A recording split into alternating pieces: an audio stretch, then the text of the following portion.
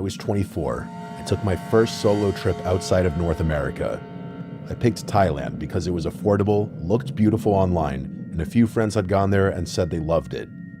I spent most of the trip bouncing between Bangkok and some smaller beach towns. For the first week, everything went perfectly. The people were friendly, the food was great, and I never felt unsafe. The incident happened during the second half of the trip. I had booked 3 nights at a small hotel outside of Krabi. It wasn't a resort or anything fancy, just a quiet place with maybe 20 rooms spread across a few separate buildings. It was surrounded by jungle on 3 sides and the ocean on the 4th. The area was peaceful, which was actually why I chose it. On my second day there, I rented a scooter and spent most of the afternoon exploring. Around sunset, I stopped at a roadside restaurant about 20 minutes from the hotel. There were only a few people there. I ate dinner, had a couple beers, and started heading back just after dark. About halfway back to the hotel, I noticed another scooter behind me. I didn't think much of it at first. The road was basically one long stretch along the coast. It made sense another person would be traveling the same direction. The problem was that every time I slowed down, they slowed down. Every time I sped up, they sped up. At one point, I pulled over completely and pretended to check my phone, and the scooter passed me. I felt relieved for a second. Then about 50 yards ahead, it pulled off the road and stopped. The rider just sat there waiting. I stayed where I was for maybe 30 seconds before turning around and heading back the opposite direction. I drove until I found a gas station with several people standing outside. I waited there for about 15 minutes. Eventually, I decided I was overreacting. I headed back toward the hotel. When I got back, everything seemed normal. The next day, I spent most of my time at the beach. Around noon, I noticed a man sitting alone near the tree line. He wasn't looking at the ocean or on his phone. He just seemed to be watching people. I only paid attention because he looked familiar. It took me a minute to realize he was wearing the same dark jacket as the rider from the night before.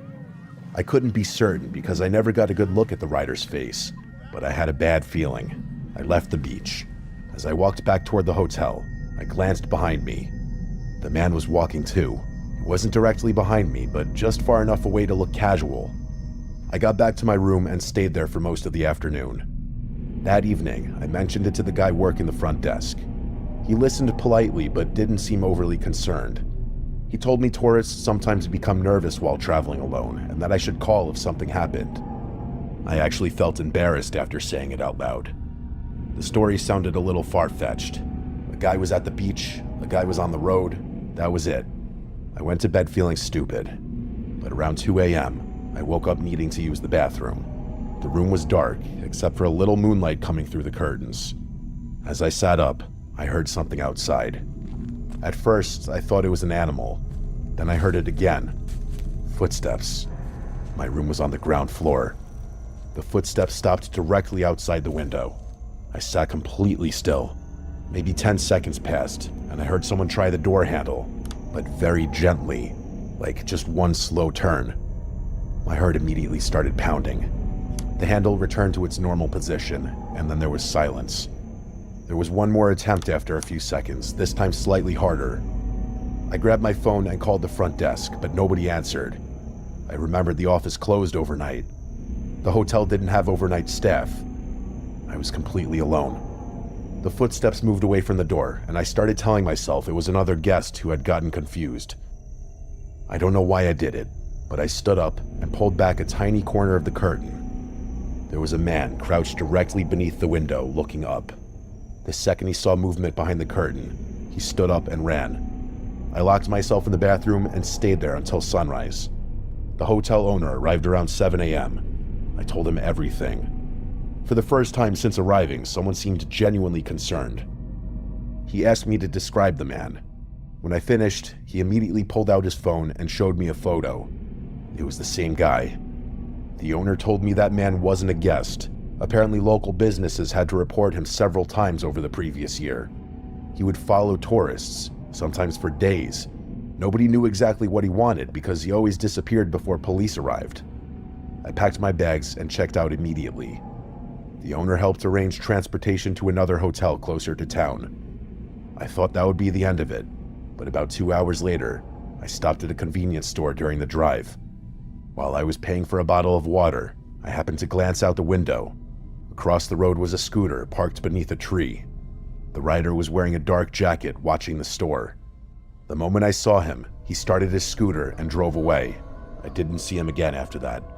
I don't know whether he intended to rob me, kidnap me, break into my room, or something else entirely, but he never made a move. But he just watched me and followed me to multiple locations, like he found my hotel and stood outside my room in the middle of the night, and somehow he always knew exactly where I was. I've traveled to a lot of countries since then and had plenty of strange experiences, but nothing has ever matched the feeling of seeing that man crouched beneath my window at 2 in the morning in a foreign place.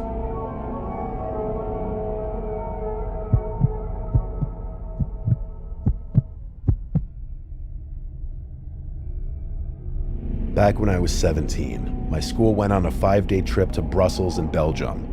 I had several good friends with me, so it was set up to just be a good time exploring the city. Since we followed our school program, the activities we participated in were mostly obligatory. Don't get me wrong, some of them were a lot of fun, and everybody had a great time getting along with everybody. It's just that I've always liked doing things outside of schedules too. Do a few things we were not supposed to do for the thrill of the moment. As you can imagine, the days went by quickly, and by the end of day 4, everybody went to bed early since our bus ride home was going to be early, and it's a long drive back to Denmark where I come from. We'd have to be up at 5 a.m. I've always been up too late at night, so sleeping early and missing out on the city was boring to me. I talked to a couple of my friends, but they were all going to bed. I sat outside of the room I was sharing with 3 other guys from my school, and I opened up Tinder and started texting some girls I had matched with. Succeeding finally to get a hookup appointment a few kilometers away, I went outside with the key belonging to our room and the old building that was only for us boys at the school and some strangers. Adrenaline was pumping, and I thought it was kind of fun just exploring by myself. I followed the GPS location towards the girl's apartment, getting catcalled by old guys at bars for the first time and constantly on the lookout that I wasn't getting followed or anything. She had her own apartment in an area that I would come to see was very poor and sketchy. Big windows were lit up by neon lights for many streets, and male adult workers were posing in them, tapping with long nails and wild cross-dressing. Only a few guys walked past, everybody minding their own business. Being only 17 and alone, those streets freaked me out a lot, but I was also intrigued by having never seen anything like it. Finally arriving at the girl's apartment, I was pretty far away from the hotel that we were staying at. My meeting with the girl was great, we had fun. Nothing suspicious came from the encounter. So after that, I started finding my way back to the hotel through the GPS on my phone. It was September and cold outside, and now that my adventure had finished, I wasn't a fan of walking all this distance in what was now pitch black dirty streets. It started raining. The GPS was leading me a different route than I had come from, and I only wore a light jacket. People on the streets were all men grouped up near tight alleys, and there were no longer any bars or signs of the mid-city I was most familiar with. As I started to feel uneasy, my phone screen went black. I completely lost it. I didn't care about anybody hearing me. I just shouted every curse word and started beating my phone to get it to start again. It was dead. I looked around me to see if there was anything just slightly familiar, but there wasn't. Understanding that I had to take responsibility quickly for the situation I'd put myself in, I walked straight up to the first person who walked past me. They could sense that I was desperate, but also that I wasn't that old, so luckily this was someone who was willing to help. I told them a bit of my story and asked them about directions to the city center from which I would be able to find my way back to the building. The encounter helped me out. It was a guy around my dad's age. I don't remember much about how he looked, but he seemed friendly. Instead of just following me to the city center, he followed me all the way back to my hotel, even with the heavy rain beating us up. Still on the fence of him being a stranger, I made sure to keep a hand on my pocket with my keys and my phone the whole way. I thanked him finally, relieved that what I thought would be the worst experience of the night was over and done with. I locked myself into the building. They had automatic lock systems, which I thought was pretty safe. You get to lock off both the building and the rooms automatically, right? No chance of anybody following or getting inside unless they're staying there and have the keys, right? I went in and took a quick shower, got ready for the few hours of sleep I had left, and passed out in bed. When I woke up, a flashlight was pointed at my face. I squinted my eyes. A stranger's face was inches away. Maybe it was the shock from the guy being all up on me, but I didn't make a sound. My heart jumped out of my chest as I quickly sat up as far as I could in the bottom bunk I had been sleeping in. I asked in English who he was. All of my body was tensed up, but since my 3 roommates were sleeping and the man was not threatening me with anything, I sensed that it was a somewhat safe situation. He told me that he came from the lobby, that he was helping my friend Samuel with finding something he had lost. Confused and dizzy, I grabbed out for my phone and watch, which were laying right beside me on the bed. The time was around 4 a.m. I did have a friend called Samuel. He was known to be impulsive, so I didn't think much of it. The man backed away from my bedside and started looking inside our closet. I asked him what Samuel had lost. Why was he looking inside the closet of our room, which Samuel hadn't been in at 4 a.m? I sat up and turned the flashlight from my phone on and pointed it at the man. "His visa," he answered. "He can't find his visa." Another student came into our room. He started talking to the man about the visa. They were both looking for it. Being extremely tired, I assumed they all were. Samuel, him, the man. Even if the whole thing was strange, other guys from my school were out there searching for the visa with the man. My roommates started waking up, asking the same questions I had. I answered them as the man was scanning through our stuff, and I kinda made it sound as though I thought it was weird and maybe something was up. After a while though, heavily fatigued, I fell back asleep. The last thing I remember was me staring at the man as he was scanning through the backpack belonging to the guy across from me. I guess on a trip like this, you never know what's gonna happen to you. And by morning, when we were all awake and started talking, we learned the truth of what happened. 3 guys were missing their stuff: visa, laptop, and other personal items. They were gone, and the guy who claimed to come from the lobby, of course, did not. How he got in is a mystery, but apparently, he woke up the guys in the other rooms and made up the whole Samuel's visa is missing story after probably having stolen his visa and reading his name. He took advantage of all of us being tired and naive young guys in a foreign country. The reason he had been up in my face must have been because of my phone and watch laying there, and he was about to steal it. There were no cameras in the building as far as I knew. The police came pretty quickly, and our bus ride home got pushed back so Samuel and the others could talk to the police. We never got an update from what happened. Samuel and the others received new visas and so on back in Denmark. I didn't hear much about it after that, but to this day, I can't help myself but think if somehow what happened was my fault. Somebody could have followed me without me noticing, or maybe I didn't close the big main door properly for it to lock when I hurried up back inside. I was likely the last one to get inside before the man entered the building since it was so late, and I guess if he wasn't all up in my face because of my personal items, there's always the possibility that he pointed that flashlight directly in my face and none of the others because he recognized me.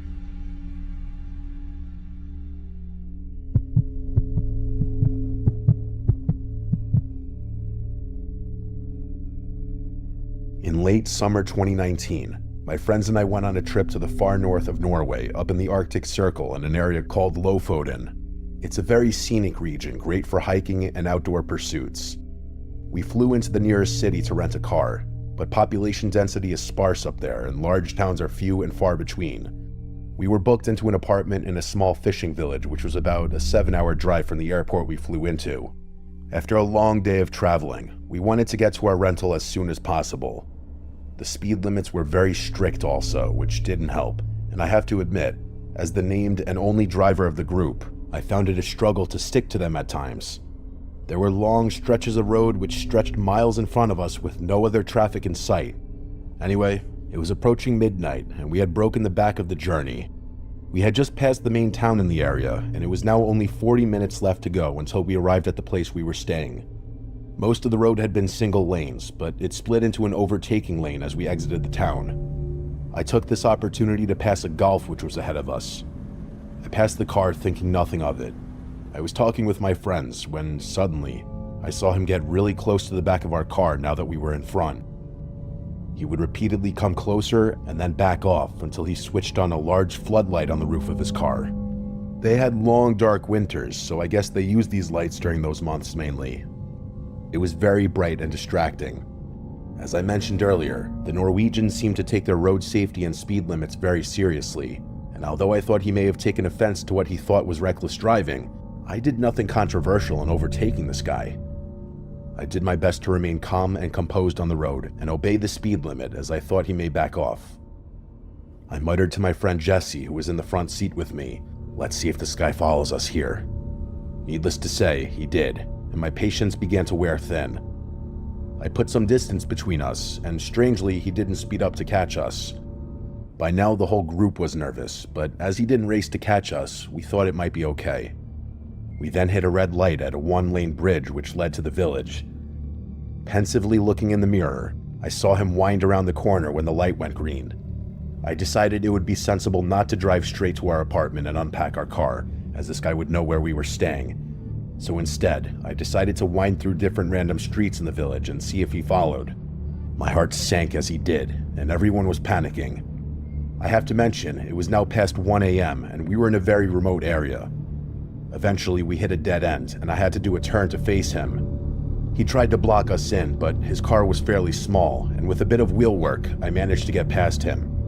As I did, I caught a look at the guy. His face was cold and expressionless. His eyes simply stayed locked on us, following us as we raced past him.